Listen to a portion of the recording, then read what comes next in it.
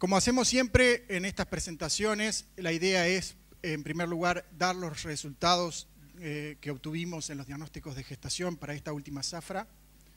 Vamos a analizar brevemente esos resultados y si ustedes lo toleran y me lo permiten, también es una buena instancia para compartir algunas reflexiones en general sobre la cría y puntualmente sobre algunas tecnologías reproductivas. Pero antes de entrar a los datos en sí, déjenme compartir con ustedes algunos datos relacionados a la cría en el Uruguay. Si ustedes se fijan los datos según la DIEA, en cuanto a explotaciones ganaderas, el 67% de todas las explotaciones ganaderas del Uruguay son o establecimientos criadores o establecimientos de ciclo completo. Y si vemos la superficie, el área ganadera que están ocupando esos predios, vemos que el 75%, o sea, más de 11 millones de hectáreas en el Uruguay, están ocupadas por predios en los que hay vacas de cría. Y si vamos al stock ganadero nacional, vemos que más de un 58% son o vacas de cría o categorías asociadas a las vacas de cría, como pueden ser los toros o las vaquillonas de reposición. Y estos datos a mí me hacen hacer dos o tres reflexiones. La primera de ellas es que cuando ustedes escuchan que la cría es el cuello de botella de la ganadería nacional, yo diría que en función de estos datos que ustedes acaban de ver, es el cuello y buena parte de la botella. La producción del rodeo de cría está condicionando la producción ganadera nacional. Lo otro que me gustaría compartir es que siendo tan importante la cría, son pocas las instancias como esta que tenemos para hablar de cría. Son relativamente pocas las instancias que hay en el Uruguay anualmente para intercambiar ideas sobre la cría. Incluso, creo yo, lo conversaba con un periodista hace un rato, es poco lo que está la cría en los medios, es poco, a mi juicio, ya lo he dicho, lo que creo que la cría acapara en cuanto a recursos en el Uruguay, como pueden ser los recursos para la investigación. Esto lo quería decir porque porque es importante, valoro la presencia de ustedes aquí y reconozco las motivaciones que tienen ustedes para estar hoy aquí en este taller. Tal como hacemos siempre, quiero mostrarles los datos de lo que ocurrió hasta la aparición 2013 con los diagnósticos del año pasado. Y fíjense ustedes que un 6.1% de todas las vacas que yo di por preñadas fallaron en tener un ternero al pie. Son las mermas reproductivas, las pérdidas reproductivas. Que si vemos la evolución de este indicador, particularmente de las pérdidas que van desde el diagnóstico de gestación, que generalmente en estos predios en donde se registra son tempranos, hasta el parto, vemos que un 4.3% de las vacas que nosotros dimos por preñadas nunca parieron. Y dentro de las que sí lo hicieron, o sea, de todas las vacas preñadas, hubo un 1.8% de pérdidas de terneros al parto, lo cual compone ese 6 y algo por ciento de preñez de pérdidas. Si ustedes ven la evolución, parece que fuimos efectivos en lograr bajas tasas de muerte neonatal de terneros, pero no hemos sido tan efectivos en lograr disminuir las mermas que ocurren desde el diagnóstico de gestación hasta el momento del parto. Ya para entrar al monitoreo del entore, a mí el término monitoreo del entore me gusta mucho más que el término monitoreo de la actividad ovárica. En primer lugar, porque nosotros estamos monitoreando mucho más que los ovarios. Por ejemplo, el útero nos dice mucho con respecto al estatus fisiológico de una vaca. Pero además, porque creo que conceptualmente está mucho más acorde con lo que el profesional está haciendo o pretende hacer en ese momento, que es controlar no solamente esa vaca parida, que es lo que pasamos por las mangas y las evaluamos, sino irnos más allá de los genitales, a ver qué pasa con la condición corporal de esa vaca. Estamos haciendo algunos controles incluso con respecto a la condición corporal de los ganados, a la oferta de forraje que hay, incluso estamos controlando algunos aspectos relacionados a las tecnologías reproductivas, como pueden ser, o a las tecnologías de suplementación, como puede ser si se está dando la cantidad de suplementos minerales, por ejemplo, al ganado que tendría que darse, o cosas más burdas que estoy seguro que a ustedes les parecerá bastante grosero, pero que ocurren en la práctica, como por ejemplo, si la cantidad de toros que están viniendo con los rodeos se corresponden con la cantidad de vacas. Muchas veces, mucho más frecuente de lo que la gente piensa, la cantidad de toros en el rodeo particular que estamos evaluando no se corresponde con la cantidad de vacas porque pasaron para los vecinos o pasaron para otros rodeos, y esas son cosas que también evaluamos. Así que conceptualmente el término de monitoreo de entores para un profesional creo que es más adecuado que concentrarse exclusivamente al término actividad ovárica. Y lo que pretendemos hacer acá es clasificar las vacas de acuerdo a su estatus fisiológico, empreñadas, ciclando, o sea, los toros ya las agarraron, y nuestras vacas problema. Vacas en anestro superficial, a la cual pretendemos ponerle una tablilla a los terneros en el control del amamantamiento, y vacas en anestro profundo, a las que le tratamos de destetar precozmente su ternero. Y fíjense lo que encontramos en el monitoreo de entores este año. El 48% de todas las vacas paridas estaban en anestro en ese momento tan importante, en la mitad o comenzando el segundo mes de entores. Con lo cual daba una señal importante de alerta, en el sentido de que en muchos de esos predios, si no tomábamos acciones, no íbamos a poder preñar las vacas, o por lo menos no íbamos a alcanzar las expectativas de preñez que nosotros queríamos tener. Es cierto que la información de esta gráfica es incompleta porque ustedes ven acá la cantidad de anestros totales, pero no ven la discriminación de anestros profundos y anestros superficiales. Este año nosotros encontramos 2/3 de vacas en anestro superficial y 1/3 en anestro profundo, cuando otros años, por ejemplo, este fue exactamente al revés. Pero lo importante de todo esto es que esto nos estaba dando una señal muy importante en esos establecimientos. Ya para entrar al diagnóstico en sí, que por otra parte es lo que nos ocupa hoy, les cuento que hubo 16 rodeos evaluados, abarcando un total de 14.470 vacas, distribuidas geográficamente en este mapa que ustedes ven acá, más que nada en el departamento de Salto, pero algunos de ellos escapando a ese departamento.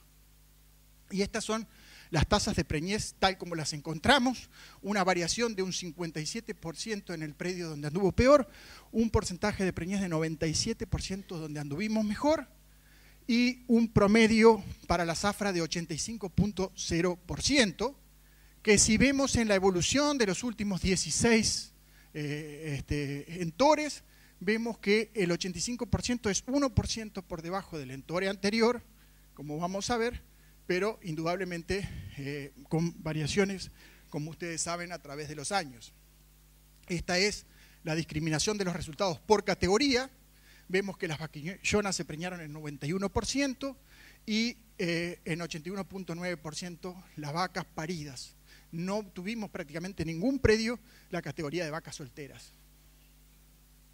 Volvemos a todos los establecimientos evaluados para presentarles la información, y pido disculpas a aquellos que sigan año tras año esta presentación porque es bastante obvia. El formato es muy similar a otros años. Nosotros discriminamos los predios en dos tipos de establecimientos. Los predios sin asesoramiento, que en realidad están mal llamados sin asesoramiento, es el veterinario, en este caso yo trabajando en una órbita operacional, nos llaman puntualmente para cuando nos precisan, versus otros establecimientos que les llamamos con asesoramiento, que en realidad nos tienen trabajando en una órbita más táctica, o sea, con los administradores para manejar los recursos, digamos, con mayor injerencia del profesional en el manejo de los recursos. Y lo que ven acá es la tasa de preñez, 77.4% obtuvimos en los predios sin asesoramiento versus un 92.8% en este otro tipo de predios en los que tenemos una mayor injerencia. Y acá está la discriminación de lo que aconteció en cada una de las categorías en ambos tipos de predio. No simplemente para decirles que en las vacas paridas hubo la mayor diferencia, pero también encontramos diferencias de preñez en las vaquillonas, tal como se ven en esta gráfica. Y esta es la evolución a través de los años de ambos tipos de establecimientos. Y acá hay dos o tres cosas que siempre las digo y que no quiero dejar de decirlas este año. En primer lugar, si ustedes se fijan, los predios sin asesoramiento están mucho más sujetas a las variaciones climáticas, al efecto año, mientras que la banda de variación de los predios con asesoramiento es mucho más estrecha. Lo otro es que parecería que en los años más complicados las brechas tienden a aumentar, mientras que en los años menos, o sea, de más ofertas de forraje, las tasas de preñez tienden a juntarse. Y la merma en este caso fue 77%, fue 3% para el caso de los predios no asesorados con relación al buen año anterior, y fíjense, hace 3 años que prácticamente es la misma tasa de preñez en los predios con asesoramiento. Estos son los predios que yo les llamo con asesoramiento. Fíjense, tasas de preñez que variaron de 86 a 97%. Pero recuerden ustedes que siempre insistimos que pretender evaluar o caracterizar el comportamiento reproductivo de un rodeo de cría en condiciones pastoriles solamente tomando la tasa de preñez es como mirar o intuir la forma de un iceberg solamente por lo que se ve en la superficie. En realidad, lo que les quiero decir es que hay otros indicadores que están influyendo y que definen y que caracterizan el comportamiento reproductivo en condiciones pastoriles de un rodeo. Y son todos estos que estamos acá. Así que en esta serie de diapositivas lo que hacemos es agregarle algunos de esos indicadores. Eso es la carga animal, que varió de 0,7 a 0,83 con un promedio de 0,8 unidades ganaderas por hectárea. Es la carga animal en el invierno anterior. Esto es un índice que sacamos nosotros, que es el índice de eficiencia, que a las preñeces las corregimos por las unidades ganaderas afectadas al rodeo y por la carga animal en el invierno previo. Y una cosa muy interesante es el uso de la tecnología del destete precoz. Estos son los terneros destetados precozmente por preñez de vaca parida. O si ustedes quieren, si lo multiplican por 100, como más o menos cada ternero consume aproximadamente 100 kilos de ración de destete precoz, son la cantidad de kilos de uso de ración, de kilos de ración para destete precoz por preñez de vaca adulta. Y lo que quiere decir es que en promedio utilizamos 32 kilos de ración para destete precoz por cada preñez de vaca parida que nosotros conseguimos en estos rodeos, con variaciones. En este caso no utilizamos la tecnología del destete precoz y en este caso se nos fue a 48 kilos. Cuando miramos qué fue lo que aconteció a lo largo del tiempo en este tipo de establecimientos, vemos que las tasas de preñez allí se mantienen más o menos buenas, salvo este año que fue un año de seca importante. Hay una pequeña variación o una variación en la carga animal, lo mismo que, por supuesto, en el índice de eficiencia, pero lo que ven ustedes acá es una gran variación en el uso de la tecnología del destete precoz. Lo que quiero decir es que el destete precoz, le echamos mano al destete precoz en los años en los que realmente lo precisamos. Y lo que quiere decir acá es que este año obtuvimos 93% de preñez, igual que en los últimos 2, pero lo hicimos a un costo realmente importante, a mucho mayor costo que en años anteriores. Ahora, yo voy a aprovechar para hacer una confesión, porque pienso que, después de todo, para un amante de las vacas, para alguien como yo que pretende vivir de la reproducción, no veo otro lugar mejor para confesarse que precisamente en un taller de preñez. Así que permítanme hacerlo. Y la confesión va por este lado. Es una preocupación que tengo con este predio en el que obtuvimos la mejor tasa de preñez, pero lo hicimos con la menor carga animal. Esto es lo que aconteció en los últimos años en ese predio.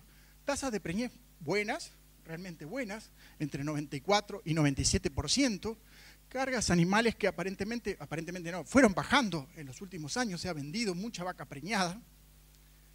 Y ahí es el uso de la ración de destete precoz. Y la preocupación mía digamos, la confesión es que yo no estoy conforme con la performance que estamos obteniendo ahí. Y la culpa por la cual yo no estoy conforme son estos datos que les voy a mostrar, que yo me hice de ellos hace 23 años, allá lejos, que son de 2 colegas neozelandeses, que lo que ellos quisieron mostrar es cómo variaba la tasa de parición cuando aumenta la carga animal. Y esta es la situación original en un año, 1970, y fíjense cómo baja la tasa de parición a medida que aumentó la carga animal. O sea, la constante en esos 7 predios es que la carga animal se incrementó y como contrapartida la tasa de parición cayó. Hasta ahí todo bien, eso sabemos, que si metemos más vacas en un predio, lógicamente la fertilidad cae. El problema es que nosotros le agregamos una nueva columna a esos datos de los colegas, en donde lo que quisimos ver es cómo variaba la cantidad de terneros producidos en cada predio. Y esto es lo que vimos, salvo en el predio E, en donde las caídas eran dramáticas de la fertilidad y en donde efectivamente se produjeron menos terneros. Fíjense que en todos los demás predios la caída de fertilidad no impidió que la cantidad de terneros que se producían en esos predios aumentara. Y en algunos predios, como en el predio E, ese aumento fue notable. Y esa es mi preocupación. Mi preocupación es cómo podemos hacer para mejorar el ingreso neto en ese establecimiento en donde está todo bien. La razón de ese efecto la tiene, o una de las explicaciones está en esta gráfica, en donde a medida que aumenta la carga animal, llega un momento en donde la producción individual cae, pero fíjense que más allá de esa carga crítica, donde la producción individual cae, la producción por hectárea sigue aumentando. Y lo que nosotros encontramos en la práctica, y ustedes capaz que se pueden acordar algunos ejemplos de esto, es algunos establecimientos en donde están de este lado de la gráfica y algunos establecimientos, muchos, que están de este lado de la gráfica. Y parecería que el arte sería en tratar de ubicarlos allí en el medio, en donde desde el punto de vista de ingresos netos se produce lo óptimo. Recuerden ustedes que yo cuestiono, por ello, el objetivo teórico universal de un ternero por vaca y por año, porque no toma en cuenta estos factores. En realidad nosotros proponemos otra cosa, proponemos algún objetivo para el rodeo de cría pastoril que tome en cuenta algunas cosas. Y mi propuesta es esta, pero hay otras que ustedes pueden pensar. Yo digo, bueno, en realidad lo que tendríamos que lograr es una gran cantidad de kilos producidos por unidad de superficie, producidos por un rodeo de cría manejado en una carga animal lo suficientemente alta y con un programa reproductivo lo suficientemente controlado como para lograr un equilibrio entre un buen aprovechamiento del forraje que se produce en el establecimiento y una buena eficiencia de transformación de ese pasto en terneros. Y eso, la ventaja que tiene eso es que nos pone, como un chip, nos pone en la mente algunas cosas que son importantes en los ingresos netos de los establecimientos que tienen vacas. Fíjense ustedes que en este predio en el que yo les digo que yo no estoy conforme, estamos cerca de lograr ese objetivo universal de un ternero por vaca y por año. Pero en este predio, cuando nos preguntamos cómo podemos mejorar los ingresos netos en ese predio en donde la tasa de preñez va de 94 a 97%, en realidad nos tendremos que preguntar es qué pasa si aumentamos la carga animal en ese establecimiento. Y eso es lo que pretende ponerse en esta tabla en donde pusimos la situación real de ese predio en ese momento y la situación proyectada. Que la situación proyectada lo que hicimos fue, bueno, en todos los demás predios o el promedio de los predios con asesoramiento. O sea, se tratan de cosas asequibles, de cosas que hemos logrado, que estamos logrando en otros lados. Y lo que decimos es, bueno, ¿qué pasa si pasamos la carga animal de 0,70 a 0,80? Hay un aumento de 0,10. Por supuesto que la tasa de preñez va a caer, entonces la pusimos lo que encontramos en promedio en el resto de los establecimientos, 93%, o sea 4% menos. Para lograr ese preñez probablemente tengamos que usar más ración para destete precoz, la tecnología del destete precoz la tenemos que usar más de manera más importante, o sea 18 kilos más por vaca parida. O sea que pasamos a entorar 330 vacas más, y pasamos a producir 245 terneros más. Y a partir de ahí dijimos, bueno, probablemente los terneros sean más livianos que los que son ahora, 15 kilos más livianos, pero vamos a tener una mayor producción de terneros, vamos a gastar más, pero fíjense cómo va a variar el ingreso neto. Es una estancia de 3.300 hectáreas, aproximadamente $10 de ingreso neto. Yo no lo estoy proponiendo a ustedes que aumenten la carga animal, no estoy proponiendo, en algunos casos es exactamente lo contrario. Lo que yo estoy proponiendo es que cuando se evalúan las tasas de preñeces, tenemos necesariamente que pensar en otros indicadores. Y en este caso puntual que yo les estoy haciendo la confesión, es probable que aumentemos los riesgos, es probable que hayan mayores costos, algunos de los cuales no están siendo considerados, pero también es cierto que hay algunos ingresos que no están siendo considerados, porque un ternero de 240 kilos vale menos que 2 de 120, pero va a haber un mayor aprovechamiento de forraje y probablemente un mejor uso un mayor ingreso neto. Esa es la propuesta, es tomar en cuenta la visión global. Pero cualquiera sea la carga animal, una de las cosas que decimos siempre es que tenemos que tomar en cuenta la reproducción de los rodeos de cría. Y en la reproducción, en el manejo reproductivo, tenemos distintas tecnologías reproductivas. Esto es una clasificación de las distintas tecnologías reproductivas. Yo siempre discuto brevemente algunas. En este momento voy a discutir una de ellas solamente y muy brevemente, que es la prueba de capacidad de servicio. Nosotros decimos la prueba de capacidad de servicio tiene un nivel técnico para su aplicación de medio a alto, lo mismo que el grado de conocimiento que hay actualmente disponible sobre la tecnología, pero el costo, el riesgo, la carga de trabajo es bajo y el impacto que produce es impactos productivos, genéticos y de manejo.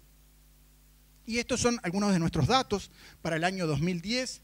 Fíjense ustedes que lo que yo les quiero mostrar es que en distintas franjas etarias de toros, de más de 500 toros que fueron catalogados como aprobados o cuestionados, pero no eliminados, el potencial de entore es de 40, incluso 47 vacas por toro. Lo que quiero decir es que los toros se pueden usar de una manera más racional y la asociación de la capacidad, la prueba de capacidad de servicio con la inseminación permite achicar en la mitad en los predios la cantidad de toros necesarios en esos establecimientos. Y quiero mostrarles unos datos que también son inquietantes y que refieren a un trabajo de gente de la Universidad de California en los Estados Unidos, en donde a mi juicio hicieron una cosa muy interesante, que fue estudiar por ADN la progenie de toros usados en monta natural.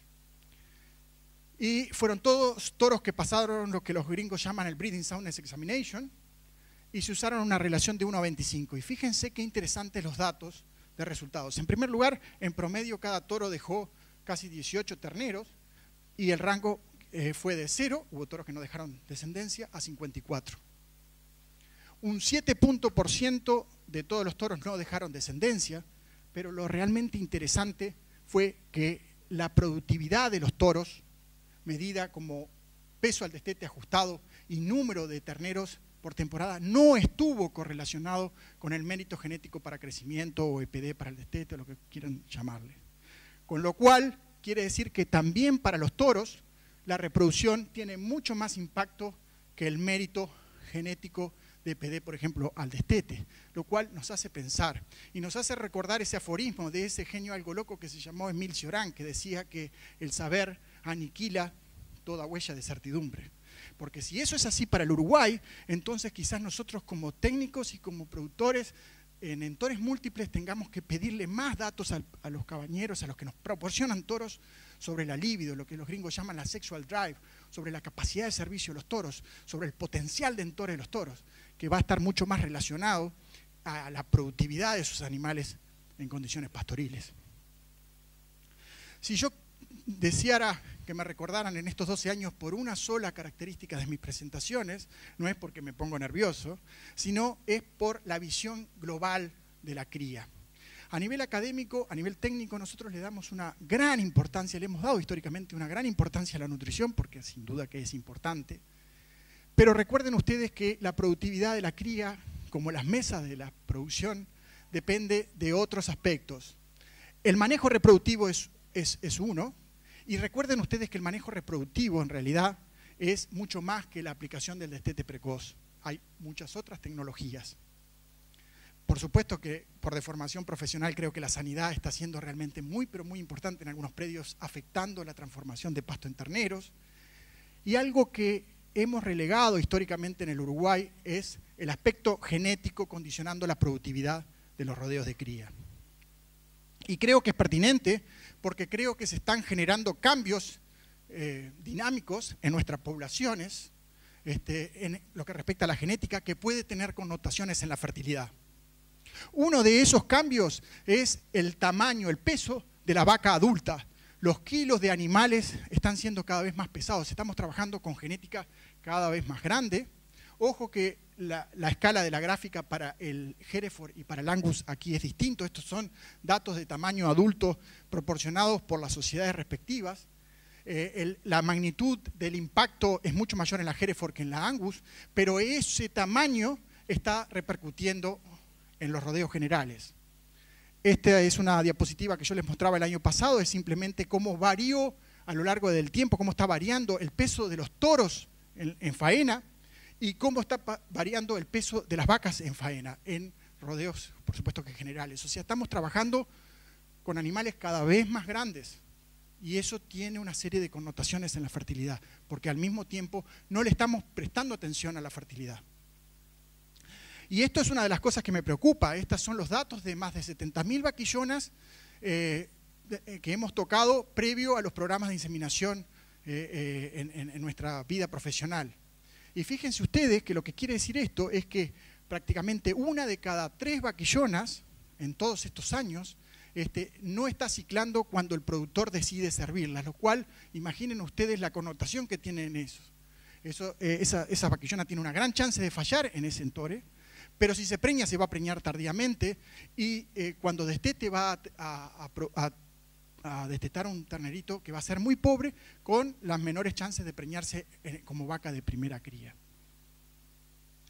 Simplemente y rápidamente, porque mi tiempo ya se está cumpliendo, quiero decirles que hicimos una gira por los Estados Unidos en marzo y identificamos una serie de toros en Estados Unidos que provienen de programas con muy sólida, programas a pasto, que miran las características maternas y que tienen, a pesar de la edad, 6, 8, 9 años, son muy sanos, tienen una gran capacidad corporal, tienen una gran capacidad para poner rumen,